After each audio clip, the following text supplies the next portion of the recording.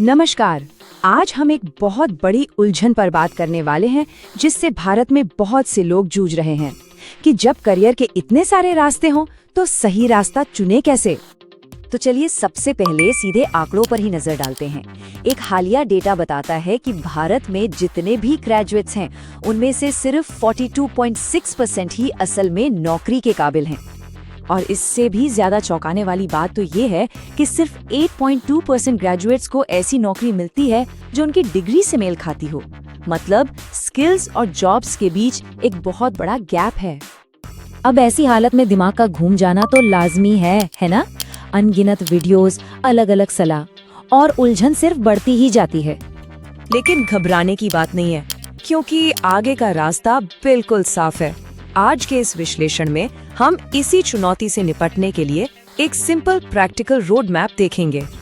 ठीक है, तो चलिए सबसे पहले सेक्शन में ये समझते हैं कि आखिर ये समस्या है क्या और करियर के मोड़ पर खड़े लोगों को इसका सामना कैसे करना पड़ता है।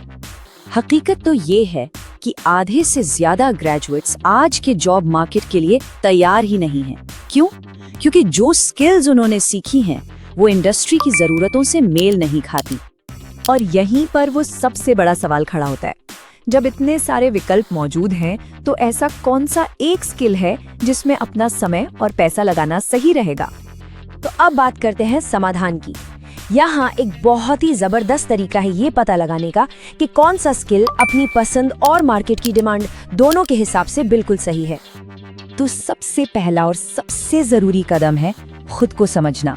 मतलब सिर्फ ऑनलाइन टॉप स्किल्स वाले वीडियो देखने से काम नहीं चलेगा। पहले ये जानना होगा कि असल में दिलचस्पी किस चीज में है। अब एक बहुत मजेदार बात, ये कैसे पता करें कि जो चीजें पसंद हैं उनकी बाजार में डिमांड है भी या नहीं। इसके लिए 3 खास ऑनलाइन टूल्स हैं जो मार्केट की पूरी तस्वीर साफ कर सकते हैं।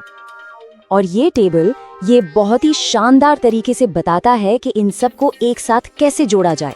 अपनी टॉप 3 स्किल्स को इंटरेस्ट, अपनी ताकत और मार्केट डिमांड पर रेट करके एक स्किल मैच स्कोर बनाना है। अगर स्कोर 12 या उससे ज्यादा है तो समझिए कि एक परफेक्ट मैच मिल गया। तो मान लीजिए कि एक स्किल चुन लिया गया है। अब अगला और शायद सबसे अहम कदम अपने दिमाग को उसे सीखने और उसमें माहिर होने के लिए तैयार करना है। आज का जमाना तो पता ही है, हर तरफ डिस्ट्रैक्शन है। ऐसे में फोकस करने के लिए दिमाग को ट्रेन करना बिल्कुल एक मसल बनाने जैसा है। इसके लिए लगातार प्रैक्टिस की जरूरत पड़ती है। अक्सर लोगों को लगता है कि सेल्फ डिसिप्लिन पैदाइशी होता है, पर रिसर्च कुछ और ही कहती है। ये कोई कुदरती गुण नहीं है, बल्कि एक आदत है जिसे रोज थोड़ा थोड़ा करके बनाया जाता है।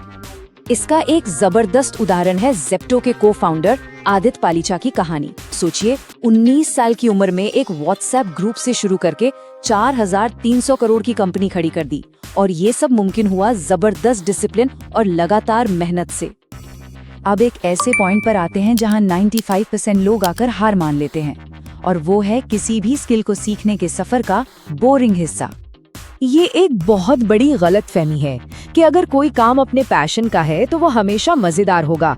हकीकत में हर फील्ड में कुछ न कुछ दोहराव वाले और थकाऊ काम होते ही हैं, जो महारत हासिल करने के लिए जरूरी हैं। तो सबसे जरूरी बात क्या निकल कर आती है? ये कि एक दिन 8 घंटे काम करने से बेहतर है हर दिन थोड़ा थोड़ा पर लगातार काम करना। यही असली चाबी है। इसी को कहते हैं इंक्रीमेंटल प्रोग्रेस। बिल्कुल वैसे ही जैसे बचपन में जूते के फीते बांधना सीखते हैं। शुरू में मुश्किल लगता है, लेकिन धीरे धीरे वो एक सहज आदत बन जाती है, और यही आदत बड़ी कामयाबी की नींव रखती है। तो ये सब मिलाकर बनता है हमारा पूरा रोड मैप, एक ऐसा साफ रास्ता जो उलझन से एक्शन की तरफ ले जाता है। अगर पूरी बात को सार में समझें तो ये 3 स्टेप का फ्रेमवर्क ही असली चाबी है। पहला, डिस्कवर यानी सही स्किल खोजें। दूसरा, डिसिप्लिन यानी उसे सीखने का अनुशासन बनाएं। और तीसरा, डू यानी लगातार उस पर काम करें। और इस रास्ते पर चलकर करियर की उलझन एक साफ दिशा में बदल सकती है। एक ऐसे भविष्य के दरवाजे खोल सकते हैं जहां करियर सुरक्षित हो। तो अब जब रास्ता साफ है तो सवाल बस एक ही बचता है, वो कौन सा बोरिंग काम होगा जो भविष्य में महारत की ओर ले जाएगा, क्योंकि असली शुरुआत तो वहीं से होती है।